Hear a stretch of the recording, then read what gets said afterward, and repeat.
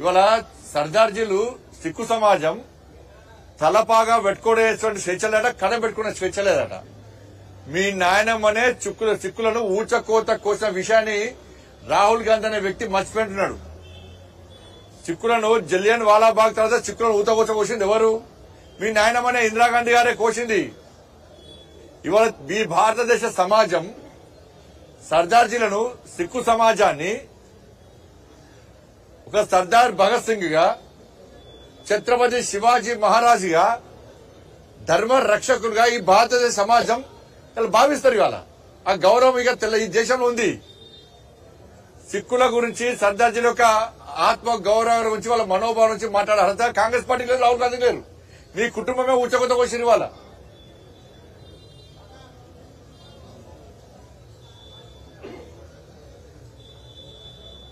వాళ్ళు ఎవరైనా దేశాన్ని చీల్చాలనుకున్నారో, దేశాన్ని సర్వనాశనం చేయాలనుకున్నారో వాళ్ళతో చేతులు కలిపే ప్రయత్నం రాహుల్ గాంధీ చేస్తున్నాడు.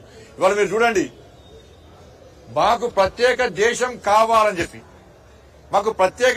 కావాలని చెప్పి ఈ దేశంలో విధ్వంసం సృష్టించినటువంటి దేశద్రోహ టెర్రరిస్టు సంస్థలన్నీ కూడా రాహుల్ గాంధీని సమర్థిస్తున్నాయి.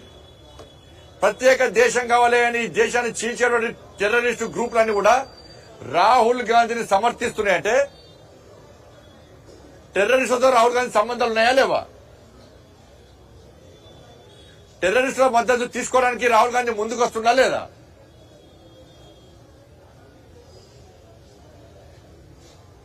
గింత ద్రోహమా?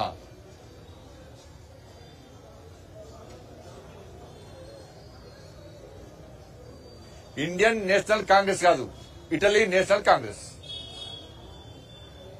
Italy brand. ఆయన ఇక్కడ పుట్టినోడు కాదు, ఈ దేశం గురించి తెలిసినోడు కాదు. ఇటలీ దేశస్థుడు. ఈ దేశం గురించి ఏం మాట్లాడతాడు? రేపు ఇలాంటి కాంగ్రెస్ పార్టీ అధికారంలోకి వస్తే ఈ దేశాన్ని గతంలో 3 ముక్కలు చేసింది, ఇలా 7 ముక్కలు చేస్తుంది. వాళ్ళు విదేశాలకు పోయి ఎవరిని కలుస్తున్నారు, ఏం మాట్లాడుతున్నారు?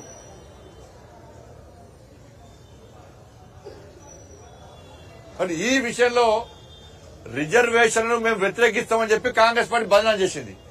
ఇదే రాహుల్ గాంధీ విదేశీ గడ్డ మీద పోయి రిజర్వేషన్ ఎత్తేస్తామని చెప్తే ఈ దేశంలో ఉన్నటువంటి పేద ప్రజలు వాళ్ళ బతుకులు ఏంది, వాళ్ళ పరిస్థితి ఏంది? వాళ్ళ నేషనల్ కాంగ్రెస్ జమ్మూ కాశ్మీర్ లో ఎస్సీ, ఎస్టీ, బీసీ రిజర్వేషన్ వ్యతిరేకమా పార్టీ. ఆ పార్టీ దేశంలో 2 జెండాలు ఉండాలనుకుంటున్నది. ఒకటి పాకిస్తాన్ జెండా, ఇంకోటి భారత జాతీయ పతాకం. 2 జెండాలు ఉండాలని చెప్పి ఆ పార్టీ కోరుకుంటున్నది. ఆ పార్టీతోని కాంగ్రెస్ పార్టీ పొత్తు పెట్టుకుంటున్నది. వాళ్ళ జమ్మూ కాశ్మీర్ లో కాంగ్రెస్ పార్టీ అధికారంలోకి వస్తే, నేషనల్ కాన్ఫరెన్స్ అధికారంలోకి వస్తే 370 ఆర్టికల్ మళ్ళా తీసుకొస్తామంటున్నారు. అంటే ఈ దేశంలో ఏక్ దేశ్ మే దో విధాన్, దో నిషాన్, దో ప్రధాన్. మళ్ళా తిరిగి ఆ సంస్కృతి మళ్ళా వచ్చే ప్రమాదం ఇవాళ ఈ దేశంలో పొంచి ఉన్నది. వాళ్ళు అందుకే ప్రతి భారతీయుడు కాంగ్రెస్ పార్టీ పట్ల జాగ్రత్తగా వివరించాల్సిన అవసరం ఉంది. కాంగ్రెస్ పార్టీ దేశద్రోహ పార్టీ. రాహుల్ గాంధీ దేశ వ్యతిరేక విధానాలను, దేశద్రోహ విధానాలను ప్రతి భారతీయుడు ఆలోచించాల్సిన అవసరం ఉంది, స్పందించాల్సిన అవసరం ఉంది.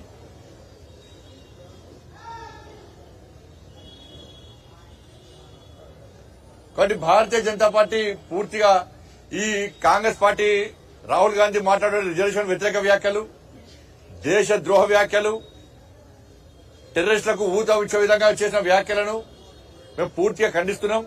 దీని మీద కాంగ్రెస్ పార్టీ సమాధానం చెప్పాలి. దేశాన్ని విడిచిపెట్టి వెంటనే రాహుల్ గాంధీ ఇటలీ పోవాలి. ఆయనకు నచ్చితే పాకిస్తాన్ పోవచ్చు, బంగ్లాదేశ్ పోవచ్చు.